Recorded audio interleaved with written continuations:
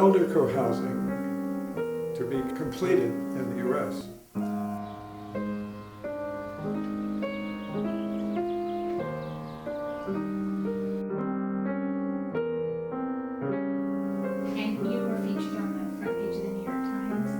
Yeah, right. Yeah, the New York Times wanted to get the very first group, so they interviewed us, and we have the pictures displayed up above the fireplace there. Because none of us wanted to be in a big group. We wanted to be in a small group where we connected with people that we loved and knew. Downsizing is a very difficult process for everyone, and everyone who moved here left large houses and had to fit in very small houses. And I think that's true for everyone who ages. I don't think just our group is a problem. It's truly a problem for anyone. Yes, I really do get credit for being the one that started Glacier Circle. We have a group of friends we were meeting with to talk about aging problems, but then I got the idea of really having a community. And we also invited some friends of ours from the Unitarian Church. And that we thought might possibly be interested. And we ended up with about 30 people coming to our first meeting. One big important thing was that these were our closest friends. That women's group had been going for decades. Well, I thought I was being a little bit selfish if I really wanted to stay in village homes, and Nancy was eager to get in this other community, and then if I managed to die off there, she'd be stuck in village homes, you see. You just made that up. Had a childhood fantasy based upon the way my grandfather lived by himself till he died, that I didn't want to do that in my old age. I didn't want to be isolated and lonely. And so when I heard about the plan here to develop a relationship-based community, it was just the thing that took care of my childhood fear.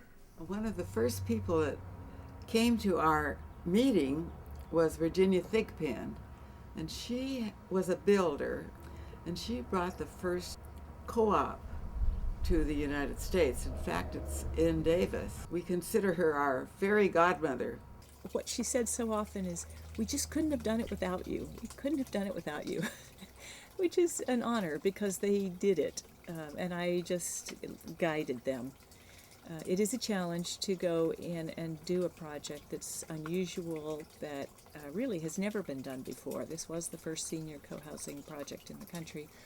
And so I think I more gave them reassurance. And maybe that's what a fairy godmother does.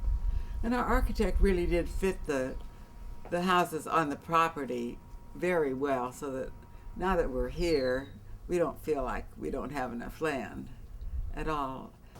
Hi, I'm Julie Haney. I'm an architect and in Davis, California, and I designed Glacier Circle Senior Community for 12 wonderful seniors. I got involved with the project at a really special time in my life when my parents were dying, and that's such a hard thing to go through for anybody. And at this point, it made me really understand what we were all going to be facing if we lived to be old.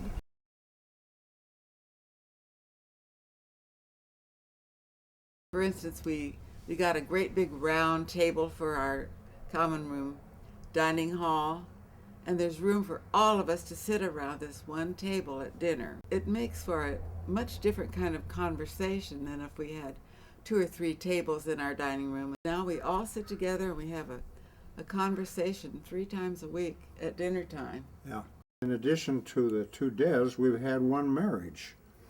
And that would be Rich Morrison, who was one of our members, and Carolyn, who was his wife now, and who is one of our best friends, and very often eats with us. She has a lot of energy and spunk, and it's fun to have a little bit younger person as part of us. Well, I fell in love with Rich, met him and fell in love with him, and I swept him off his feet. Yes. And then Tumble. And then he got involved with Glacier Circle, and I kind of tagged along, and I'm very, very fortunate to be part of this pretty extraordinary community. It seemed to me that the only thing that would make us not like a real family is that we didn't actually grow up together. So I thought that if we made an effort to tell one another our life stories, that we could fill in that part, turn friendship into family. One of the things we've done at our meetings is each of us have taken several different turns and talked about our early lives. Several of us remember the Depression, vivid memories, and we all feel so thankful to be as well off as we are here now. I was in the infantry in Europe in the last part of the war. We'd been in England for several months before we came over. It wasn't too far from Stonehenge. I remember we saw Stonehenge. The Germans apparently they demanded a surrender, and they said, if you don't surrender, we will one by one we'll bomb your cities. And then they did surrender, but they bombed Rotterdam for good measure. It was just, war is such a crazy thing. The John Youngerman Physics Building. It was campus dedicated to him. And then just about then, we were packing up to leave and the thing went off. So we were caught unawares, like the Japanese would be a few weeks later. And so we saw these tremendous purple flashes in this mushroom cloud forming, and we knew it was full of bad stuff. The microgram of plutonium gives you lung cancer, and there's kilograms in that bomb, and not to mention fission products and all kinds of not good things to breathe. So we scampered out of there pretty fast. I think we did the 3 miles in less than an hour. And we didn't care about army patrols or anything. We just got out of there. And then on the way back, well, we had time to reflect. It seemed that we'd entered a new age, kind of a nuclear age where the world wouldn't ever be quite the same. We felt a lot of pity for the Japanese who it's going to be used on as soon as we could get it together. In fact, it was 3 weeks later when it exploded the bomb on Hiroshima. Well, it was a real catharsis for me. It was doing something concrete that I could express myself and how I was feeling, how much I loved her. So half the quilt is light-colored patches and half of the quilt is dark. That's my grandmother and grandfather. He was born in Germany in 1859 and came to the United States when he was 3. And that's his parents, and this is her parents. And that's my daughter Robin when she was little, and this is me when I was about 4.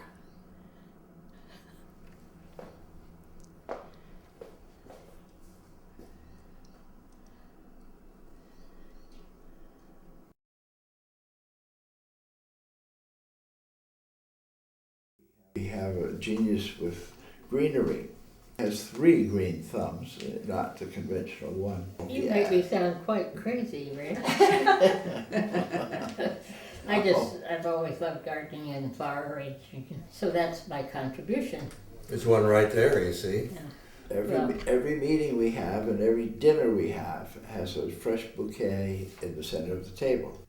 I was part of the church group, so I happened to sit down between Peggy and Nancy after church one Sunday and asked them how the project was going. Both of them immediately thought, there's one unit that hasn't been spoken for. I was immediately taken by it, particularly by the covenant, particularly by the last sentence where it says, we will strive to treat other members as well as ourselves with loving kindness. I think a group that has this as a purpose is exactly where I belong. So I decided to join the group and I've been very happy here. A bit of advice that I would give anybody thinking about a project like that, to provide the opportunities for people to more deeply understand their own nature in relation to other people. Well, I think you put it pretty well. What you're trying to do is kind of create a family out of friends. You know, it's another step of intimacy. The only problem is we're all getting older. In a sense, that's a problem. It was going to happen anyhow. And that's the thing we'd advise you to do if you want to start a group someday, is start a little younger than we did. Yeah, good idea. Because we're almost all in our 80s and nearly 90, some of us. And so we aren't going to have too many more years to enjoy this place. We wished we had started 10 years earlier. We really do. I found myself attracted to those folks 35 years ago, and that is because they represent how I want to be 20 or 30 years from now.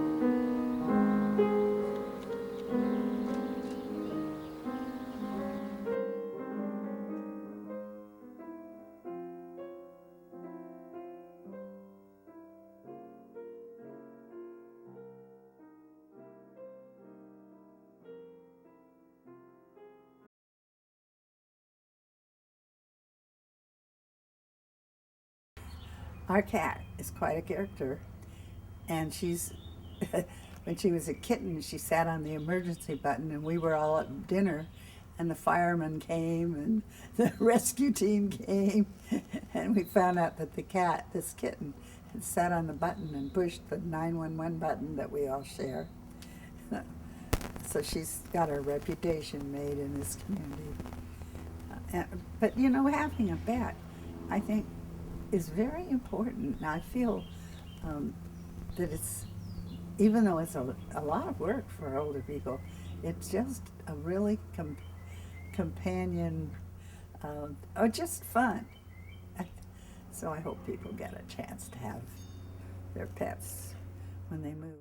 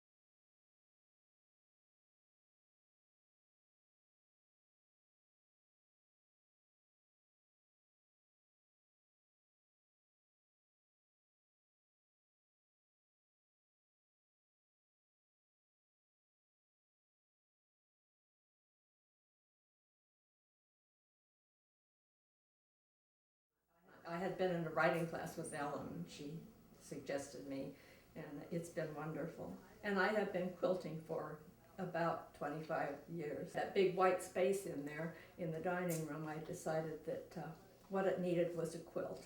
It was a joy to make, and these people are a joy to live with, and I felt so privileged because I had moved to Davis in 1993. Everybody else had known each other for decades.